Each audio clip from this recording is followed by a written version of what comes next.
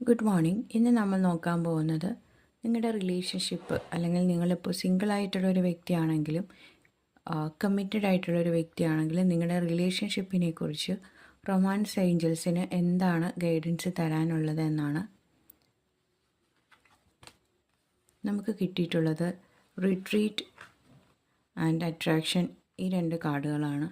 നിങ്ങളിപ്പോൾ ഒരു റിലേഷൻഷിപ്പിലാണെങ്കിൽ പുറത്തു നിന്നുള്ള പല കാര്യങ്ങളും നിങ്ങളുടെ റിലേഷൻഷിപ്പിനെ ബാധിക്കുന്നുണ്ടെന്ന് കാണാം. ഇത് ഒഴിവാക്കാനായി നിങ്ങൾ നിങ്ങളിലേക്ക് തന്നെ നോക്കാനാണ് ഗൈഡൻസ് വന്നിട്ടുള്ളത്. അതായത് ഈ വേൾഡിൽ നിന്ന് നിങ്ങൾ ഡിസ്കണക്റ്റ് ആയിട്ട് നിങ്ങൾ രണ്ടും മാത്രമുള്ള ഒരു വേൾഡിലേക്ക് പോകാനാണ് പറയുന്നത്. സിംഗിളായിട്ടുള്ള വ്യക്തികളാണെങ്കിലും ഇത് ആപ്ലിക്കബിൾ ആണ്.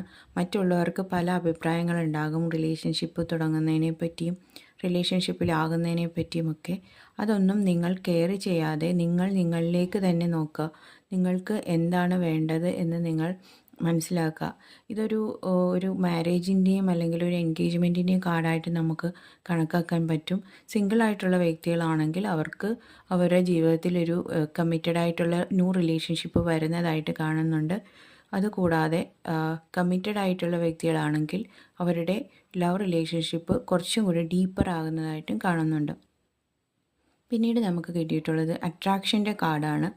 നിങ്ങൾക്ക് ഒരു റൊമാൻറ്റിക് ആയിട്ടുള്ള ലവ് റിലേഷൻഷിപ്പ് വേണമെന്നുണ്ടെങ്കിൽ നിങ്ങളത് അട്രാക്റ്റ് ചെയ്തെടുക്കാനാണ് ഡിവൈൻ പറയുന്നത്. അതായത് റിലേഷൻഷിപ്പിലുള്ള പ്രോബ്ലങ്ങളെ വലിച്ച് വലുതാക്കാതെ ആ പ്രോബ്ലംസിനെ വിട്ട് കളഞ്ഞിട്ട് നിങ്ങൾ നിങ്ങളിലേക്ക് തന്നെ കോൺസെൻട്രേറ്റ് ചെയ്യാനാണ് പറയുന്നത്.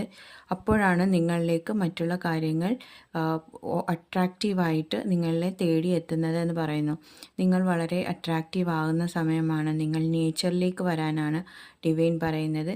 അങ്ങനെ നിങ്ങൾ പുതിയ കാര്യങ്ങളിൽ അട്രാക്ഷൻ കണ്ടെത്തുമ്പോൾ മറ്റുള്ളവർക്ക് നിങ്ങളെ അട്രാക്റ്റീവായിട്ടുള്ള ഒരു പേഴ്സണായിട്ട് തോന്നുകയും നിങ്ങളിലേക്ക് ലവ് റിലേഷൻഷിപ്പ് ഉണ്ടാകാൻ സാധ്യതയുള്ളതുമായിട്ട് കാണുന്നുണ്ട്.